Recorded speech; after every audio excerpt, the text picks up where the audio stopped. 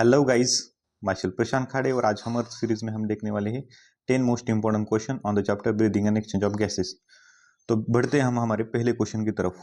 Question number 1, select the current event that occurs during inspiration. तो inspiration के दौरान कौन से इवेंट ऑकर होते हैं यह हमें बताने हैं। मतलब 4 स्टेटमेंट दिए हैं, कौन से करेक्ट है इंस्पिरेशन के बारे में, यही हमें इसमें चूज करना है। तो चलो देखते हैं one by one. Statement 1, contraction of diaphragm. तो क्या है, सही है, डायफ्राम का कॉन्ट्रैक्शन होता है during inspiration. Contraction of external intercostal muscles, तो ये भी क्या है, सही है।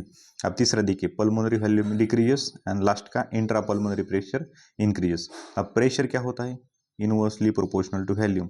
और ड्यूरिंग इंस्पिरेशन क्या होता है, जब इन दोनों मसल का कॉन्ट्रैक्शन होता है, डायफ्राम का और एक्सटर्नल इंटरकोस्टल मसल का, तभी क्या होता है, पल्मोनरी वॉल्यूम इंक्रीज होता है। पल्मोनरी वॉल्यूम इंक्रीज होता है और इंट्रा पल्मोनरी मतलब वॉल्यूम इंक्रीज हुआ तो प्रेशर क्या हो जाएगा, डिक्रीज हो जाएगा।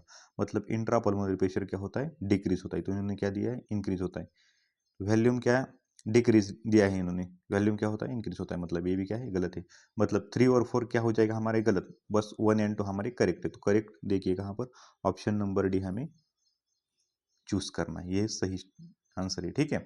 Question number 2, tidal volume and expired reserve volume of an athlete is 500 ml and 1000 ml respectively. What will be his expiratory capacity if the residual volume is 1200 ml? अब ये बहुत ही आसान सा क्वेश्चन है। तो आपको क्या निकालना है इसमें, एक्सपायरेटरी कैपेसिटी निकालनी है। एक्सपायरेटरी कैपेसिटी का फॉर्मूला क्या होता है, expiratory reserve volume plus tidal volume.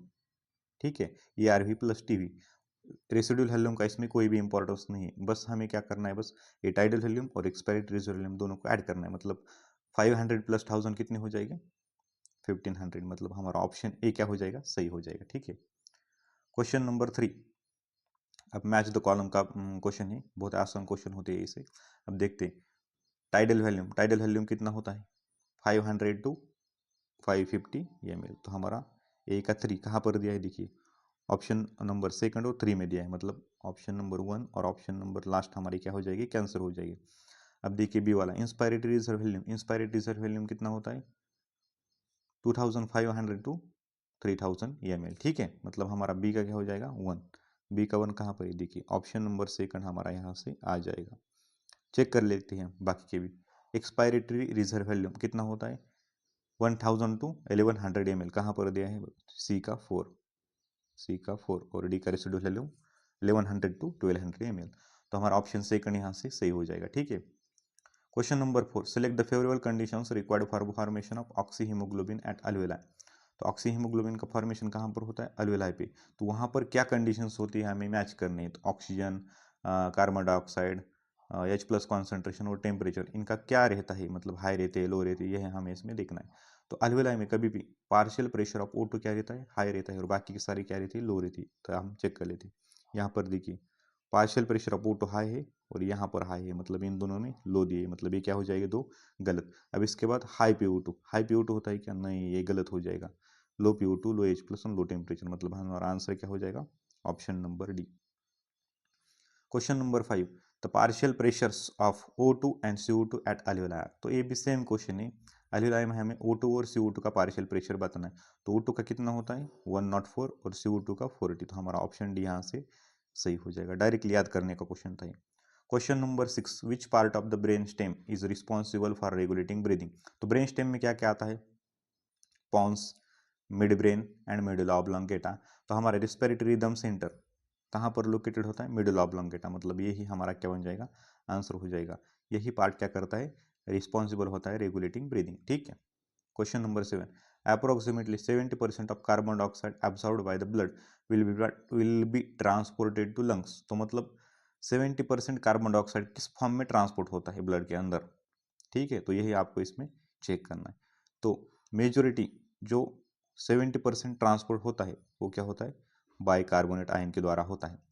Remaining 25% कौन सी फॉर्म में ट्रांसपोर्ट होता है, as a carbamino haemoglobin. And remaining 7% की डिसॉल्व गैस मॉलिक्यूल की तरह ट्रांसपोर्ट होता है। तो हमारा ऑप्शन 20 सही हो जाएगा। 70% और majority of the carbon dioxide transport होता है एज अ बाइकार्बोनेट आयन। ठीक है। Question number 8, due to increasing airborne, pollen और allergens and pollutants many people in urban areas are suffering from the respiratory disorders causing wheezing due to. तो directly किस disease के बारे में बोल रहा है? अस्थमा के बारे में। तो अस्थमा क्या होता है? अस्थमा में inflammation of the ब्रोंका and bronchiole. ठीक है, तो हमारा ऑप्शन बी यहाँ से सही हो जाएगा, डायरेक्टली चेक करने का और टिक करने का। Question number 9, which of the following is an occupational respiratory disorder. मतलब ऑक्यूपेशन के रिलेटेड होता है, उससे रेस्पिरेटरी सिस्टम को क्या होता है? अफेक्ट होता है। इसमें से कौन सा है? Option A anthracosis, option B silicosis, option C botulism, option D emphysema. तो हमारा ऑप्शन बी सही हो जाएगा। सिलिकोसिस क्या होता है? ऑक्यूपेशनल रेस्पिरेटरी डिसऑर्डर है। ठीक है, ठीक है। एंथ्रासिस एक इन्फेक्टियस डिसीज है, बोटुलिज्म भी इन्फेक्टियस डिसीज है, और एम्फाइसेमा क्या होता है? ये भी एक रेस्पिरेटरी डिसीज है, लेकिन ये ऑक्यूपेशन के रिलेटेड नहीं होता। ठीक है। क्वेश्चन नंबर 10, लास्ट का क्वेश्चन है, name the chronic respiratory disorder caused mainly by cigarette smoking. तो कौन सा respiratory disorder mainly cigarette smoking की वजह से होता है, क्रोनिक स्मोकर के अंदर होता है? तो बहुत ही आसान सा क्वेश्चन है, हमारा ऑप्शन ए सही हो जाएगा। एम्फाइसेमा कैसा डिसीज है? सिगरेट स्मोकर्स में कॉमन डिसीज है। इससे क्या होता है? अल्वेलाई अफेक्ट होता है, इसके कारण जो एक्सचेंज एरिया होता है रेस्पिरेटरी एरिया वो डिक्रीज हो जाता है और डिफिकल्टी होती है ब्रीदिंग में। ठीक है, तो ऑक्सीजन ही हमारी बॉडी के अंदर कम हो जाता है। तो ये थे हमारी 10 क्वेश्चंस। आपको ये क्वेश्चंस अच्छे लगे होंगे तो आप चैनल करिए लाइक, सब्सक्राइब एंड शेयर, और कमेंट सेक्शन में भी बताना मत भूलना आपको कैसा लगा। ठीक है, थैंक यू।